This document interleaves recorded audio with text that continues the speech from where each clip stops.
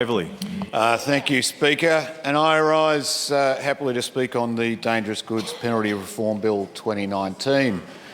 And I'd like to firstly start by thanking the Attorney-General and obviously the Minister for Environment on her work on this bill as well.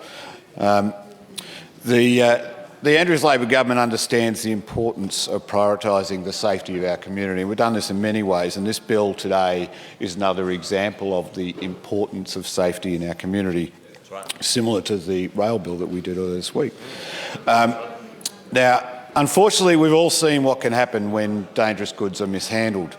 And when reading about this bill, I was reminded of an ABC TV show from my youth called Australia, You're Standing in It. I don't know how many people are old enough to remember that. And there was a couple of characters on that show called the Dodgy Brothers.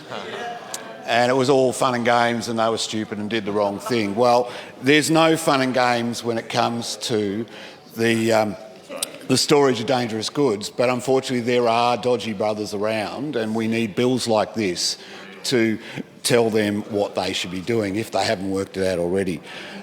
Those who know the dangers of storing those goods, they really should know by now. There's no excuse for ignorance.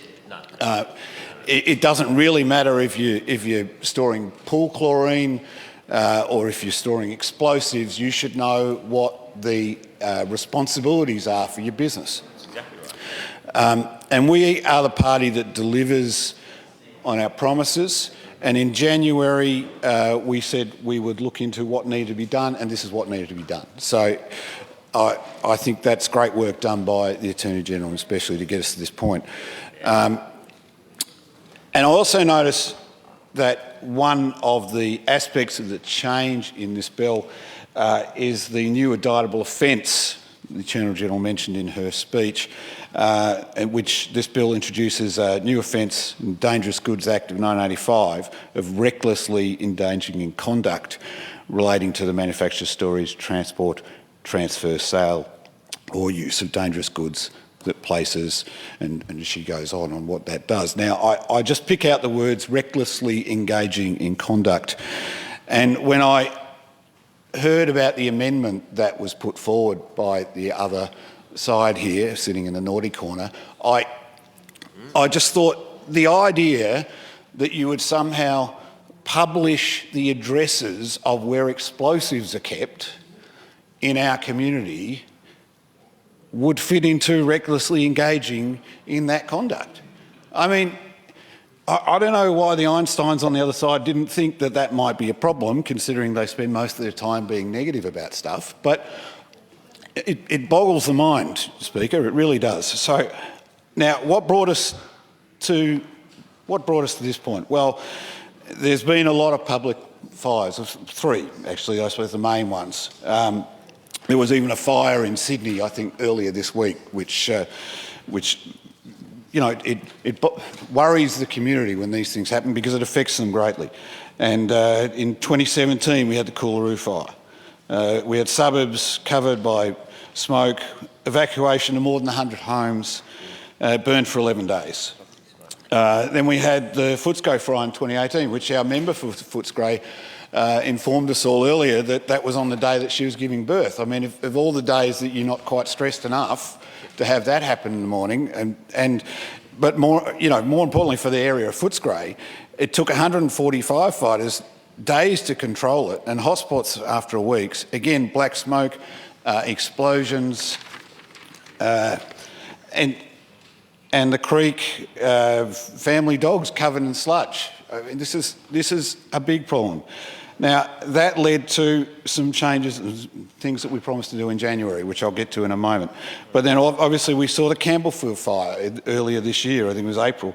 And again, black smoke over Melbourne. Schools and businesses forced to shut down. Took 4 days to control.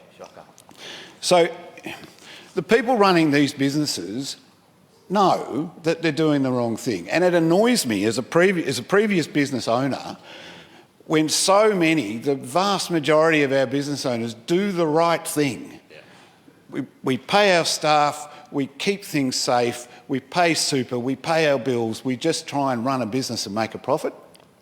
And to have the minority of people out there just stuffing it up for not only other businesses but everybody. Cowboys, that's right, absolute cowboys. And it's very disappointing and very annoying, and it's why this bill is required, which is in all by itself a sad fact. But it is a fact of life that we must have these bills to deter and punish those cowboys who do this sort of work. So in January, as I said, we committed that we would strengthen the penalties available under the Dangerous Goods Act. And mishandling dangerous goods poses a direct threat to our community, obviously. And our firefighters are the first responders usually who have to deal with the mess. And most of the time, they have no idea what's in these places. If it's one of these dodgy brothers, then who knows? All right? Now, if it's a well-run business and everything's placarded and there's an accident happened, that's a different story, right? Still a big problem. And our firefighters do amazing work, and a big shout out to them. And member Frankston's not here at the moment, but shout out to him as well.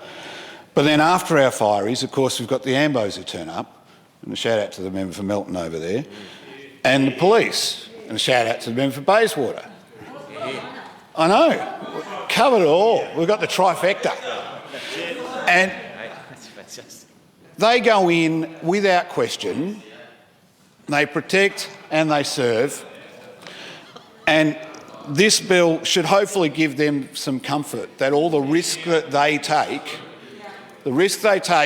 is not ignored, and that the people who put them in that risk, as well as the rest of the community, will be punished.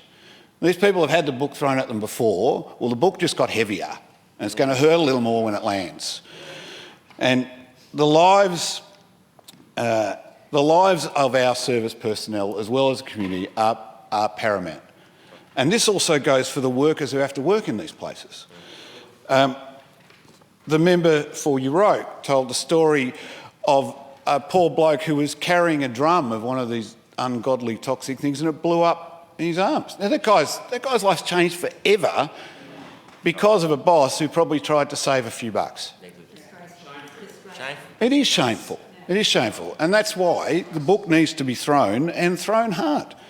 And I'm very encouraged by the new penalties, by the new offence, by the increase in financial penalties. But I would also say to some businesses out there who are storing goods, who are not sure, go to the WorkSafe website, have a look at it. If you're not sure, it doesn't matter if what you're storing you think is safe. I did, in my previous life, I was a programmer. I spent 10 years programming a system that collected data on racking inspections for safety purposes. And I can tell you that there are a lot of good employers out there, a lot of good business owners out there with racking, and they're doing everything they can to keep all of that stuff safe and secure, and when little problems happen, they fix them. I saw this for 10 years. Most of them do the right thing. If you're not sure, get the information, sort it out. Your staff will be happier, your customers will be happier, your business will be more profitable. So the other thing that I'd like to mention briefly before I run out of my allotted time is I'd like to give a shout out to a local gentleman by the name of David Schultz, who's a good branch member, and David's worked in the fire safety area for, well, many a year.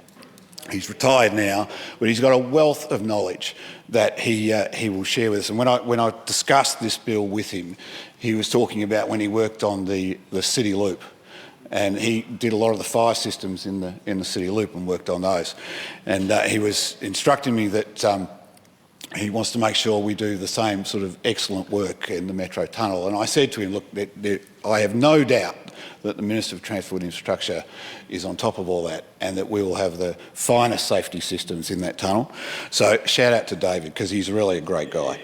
And look, I could go on with the numbers. The fact is they are significant. The penalties will be significant. If you do the wrong thing, you will get caught.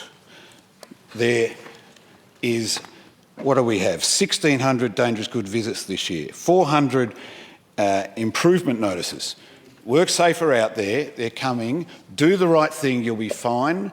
don't do the right thing, you will get the book chucked at you. I commend this bill to the House.